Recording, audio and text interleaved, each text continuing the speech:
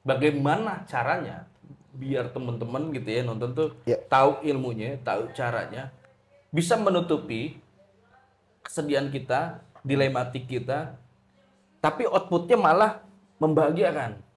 Eka seorang sosok orang yang bisa memanipulatif dirinya untuk bahagia. Karena memang gerak tubuh itu bisa mempengaruhi pikiran dan perasaan. Senyum sebagai rasa syukur. Alhamdulillah ya Allah, puji Tuhan astungkare. Senyum, latihan senyum, rumusnya 2 2 7.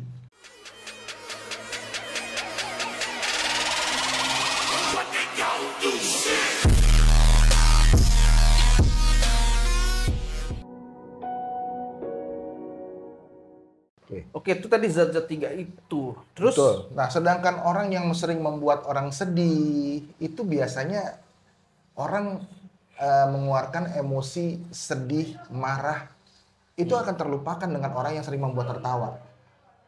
Coba, Kur, lo lebih senang dengan teman orang yang bahagia atau orang yang sering datang, teman yang bahagia. datang, Itu udah gue pasti. lagi sedih nih, Kur nih, Kur. Lo demen mana? Gue lebih demen mana dulu kan beda. Demen bergaul dengan demen ngatain. Kalau itu demen ngatain gue. Karena orang datang ngeluh mulu. Nah, Yang punya masalah bukan lu doang, cuman Nah, lu yang paling berisik gitu doang. itulah artinya pada saat orang tadi membuka kertas lembar suara, dia ngelihat ada sisi kebahagiaan di muka komeng tadi. Walaupun tampangnya dibuat, lu lihat ya, nanti lu Oke. kita tayangin ya. Ah. Wajahnya seperti orang mau menahan buang apa, buang apa, buang Hajat. hajat, tapi kok orang simpatik.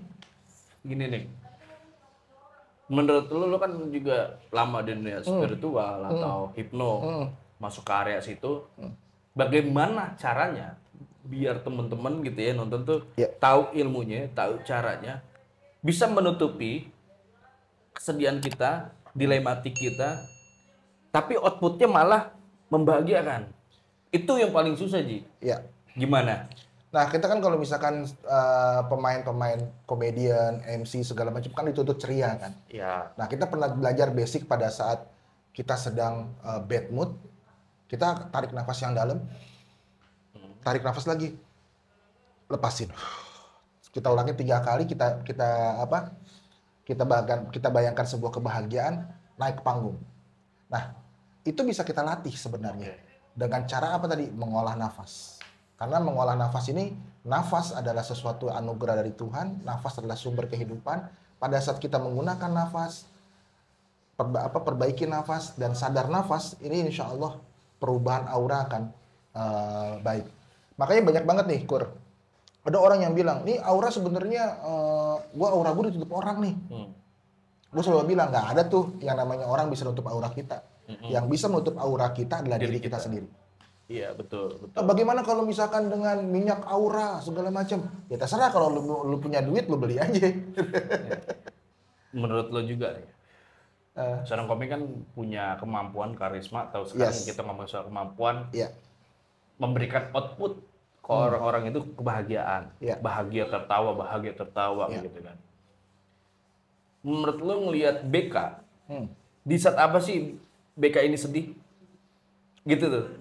Ya walaupun orang awam nggak tahu, ini perspektif lo nih.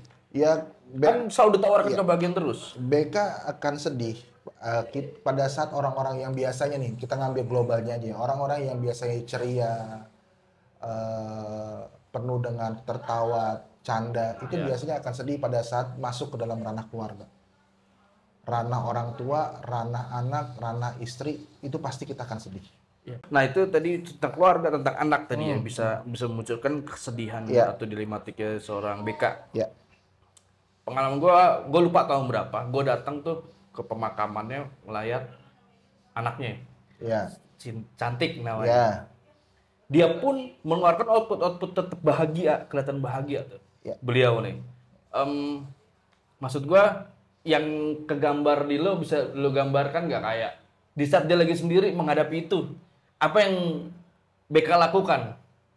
BK seorang sosok orang yang bisa memanipulatif dirinya untuk bahagia. Karena memang gerak tubuh itu bisa mempengaruhi pikiran dan perasaan. Contoh, lo lagi baca WA nih, kesel, wah dia nyindir gue nih.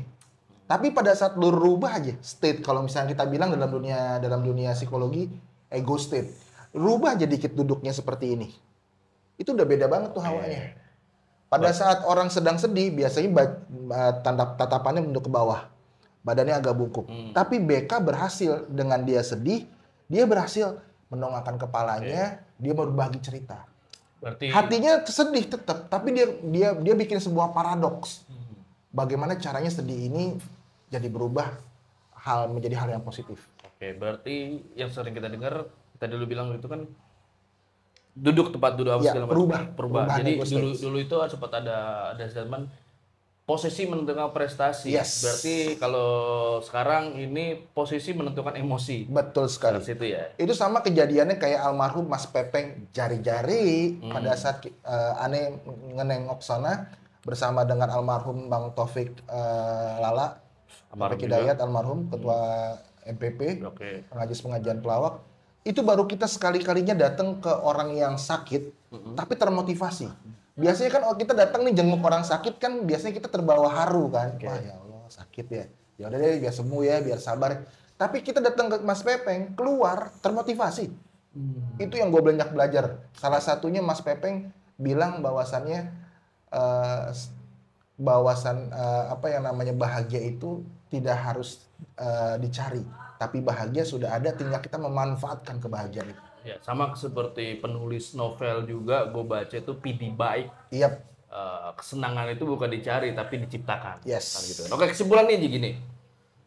Bagaimana agar supaya yang simple aja biar kita atau teman-teman bisa menjadi sosok Bang Komeng, bukan menjadi sosok Bang Komeng ya, tapi sebuah apa ya, bisa memberikan output yang ceria walaupun kita lagi dilema, ada masalah atau segala macam tuh gimana Ji? Pertama, latihan senyum. Saat pagi hari, teman-teman, sahabat-sahabat kehidupanku dimanapun Anda berada, saat bangun pagi, senyum. Senyum sebagai rasa syukur. Alhamdulillah ya Allah, puji Tuhan, astungkare. Senyum, latihan senyum, rumusnya 227. 227. Oke. Jadi 2 senti bibir naik ke atas, yang kiri, yang kanan 2 senti, tahan 7 detik. Oke. Tahan nafas. Nah, itu akan mempengaruhi mood. Oke. Karena pada saat kita awal melek mata sudah bahagia, pasti ke belakangnya juga akan ikut bahagia, moodnya juga akan naik. Tapi pada saat kita bangun pagi udah baca WA beritanya yang bikin kesel. Oke. Baca WA quick count. Wah, kalah kita pasangan kita. Wah, kurang ajar nih, kecurangan nih segala macam. Itu akan pengaruh itu. Tersuggest. Itu dia. Apa tadi? Terseret. Yes. Suggest. Oke, suggest. Oke, nanti kita lanjut lagi. Nah, Bahas itu. lebih Yang lagi. kedua adalah latihan untuk, tadi sudah senyum sudah ya. Oke. Senyum sudah.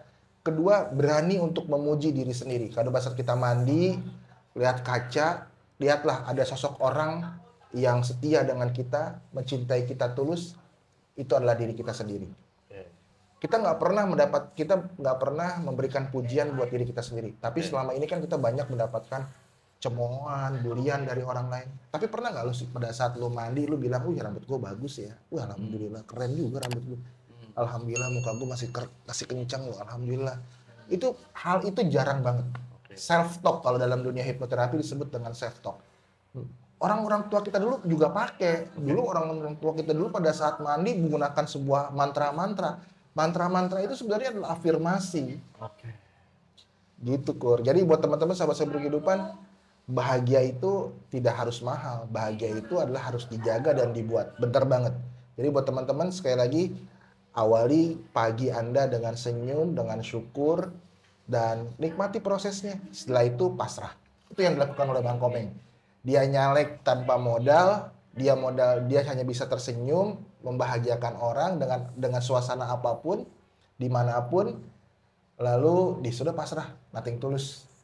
Quantum of ikhlas. Dan mungkin satu lagi, jangan pernah kita membandingkan nikmat kita sendiri dengan nikmat orang lain. Yes, itu dia. Tetap di Orkes Jiwa, obrolan kesehatan untuk jiwa.